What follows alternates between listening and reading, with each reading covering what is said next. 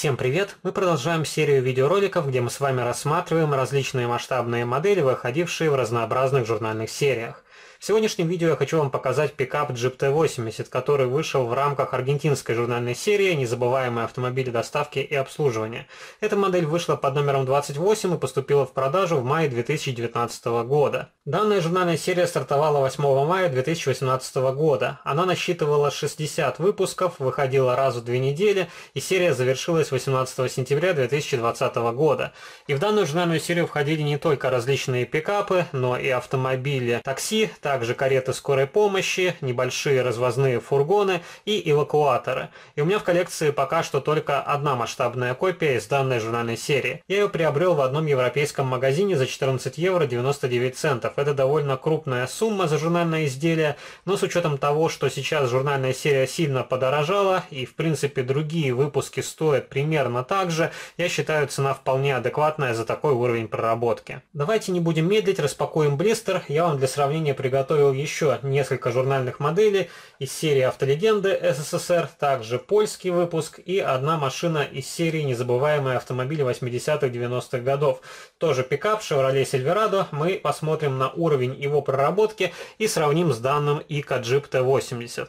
И здесь модель поставляется в довольно крупном блистере, и это несомненный плюс. При транспортировке меньше вероятность поломки модели. Если, например, в обычной журнальной серии «Автолегенды СССР» блистер повторяет очертания автомобиля, то при нажатии на блистер вы можете повредить хрупкие детали. А здесь в этом плане все намного лучше. На задней стороне упаковки вы можете ознакомиться с информацией, которая касается производителя. Есть также надпись, гласящая о том, что эта модель сделана по лицензии Jeep.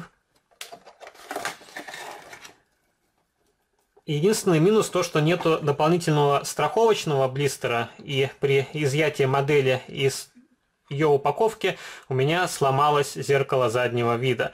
Я его потом подклею, но это тоже небольшой недочет, который можно было ликвидировать недорогим путем. Вот так выглядит данный пикап. Он покрашен в серебристый цвет. Покраска более-менее аккуратна, но, к сожалению, в некоторых местах видны непрокрасы.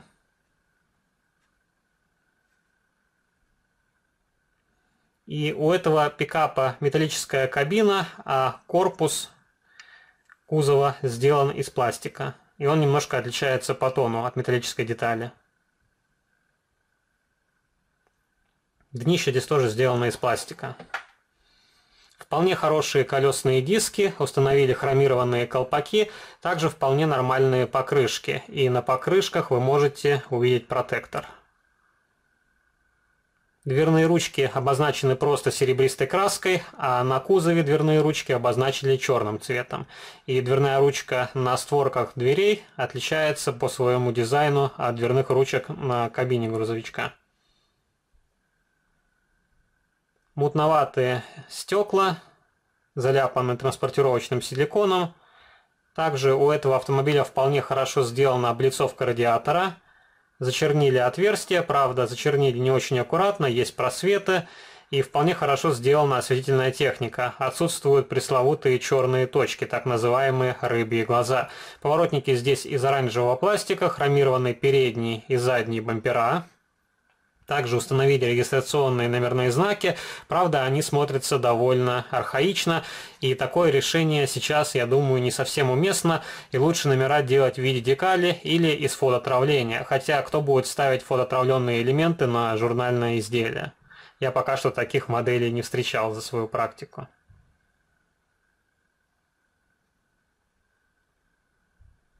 Довольно аккуратно нанесены надписи. Их нанесли методом тампопечати. И давайте открутим пикап от подставки, посмотрим, как у него сделана нижняя часть. Модель здесь крепится при помощи винтиков под треугольную отверточку. И, конечно, если у вас нет такой отвертки, возможно, у вас будут трудности с демонтажом модели. У меня, к счастью, такая отвертка есть в своей коллекции.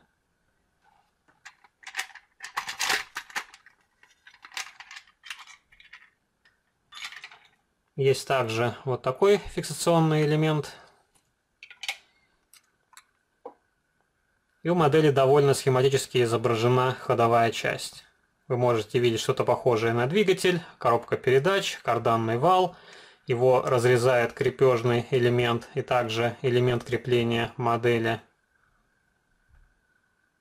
И задний кончик глушителя здесь обозначили серебристой краской.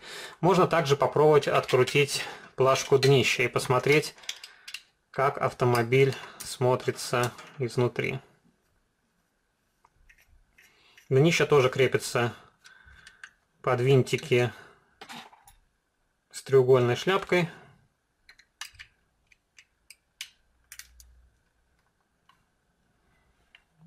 И днище крепится при помощи 3 крепежных винтов.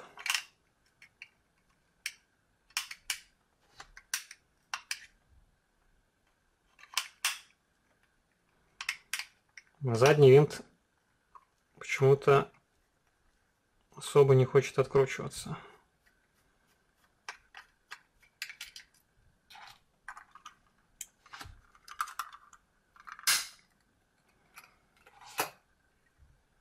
Вот так выглядит автомобиль изнутри.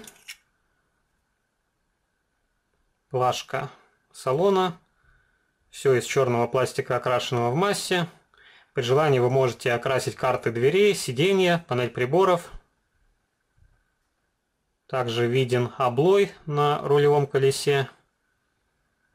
И кузов крепится при помощи 2 дополнительных винтов. Давайте соберем модель обратно и сравним ее с другими моделями, которые есть в моей коллекции.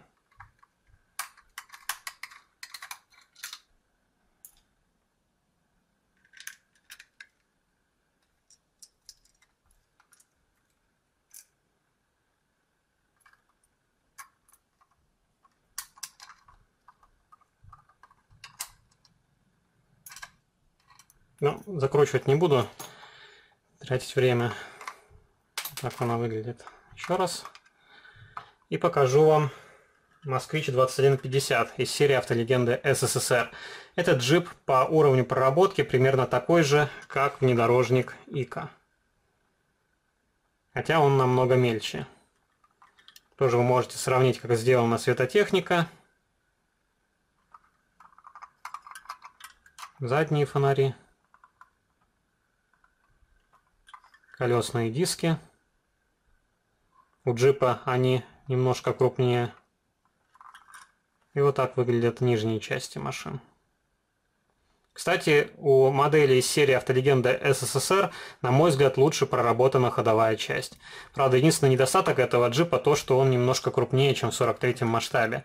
И такая модель лучше у Prom Model. Я тоже давно как-то на нее делал видеообзор. Кому интересно, можете поискать старый видеоролик на моем канале. Давайте покажу вам Волгу ГАЗ-2402 из польской журнальной серии. И вы можете прикинуть размеры джипа. Он по размерам примерно такой же, как Волга.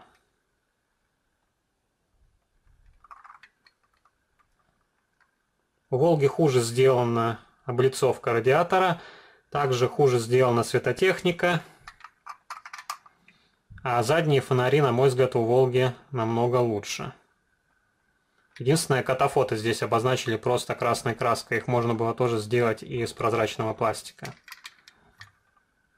И вот так выглядят нижние части.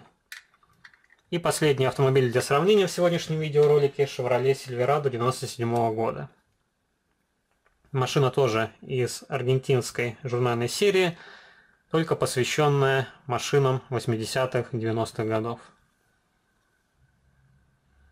Здесь автомобиль полностью заляпан транспортировочным силиконом.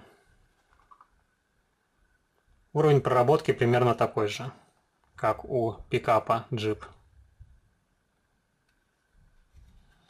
Вот такая вполне хорошая модель, которая может стать украшением вашей коллекции, если вы собираете различную американскую и аргентинскую технику.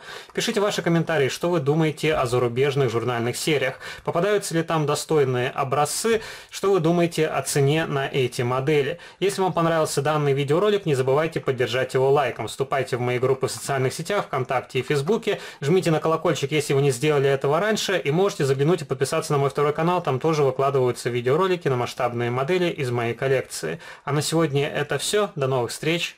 Пока.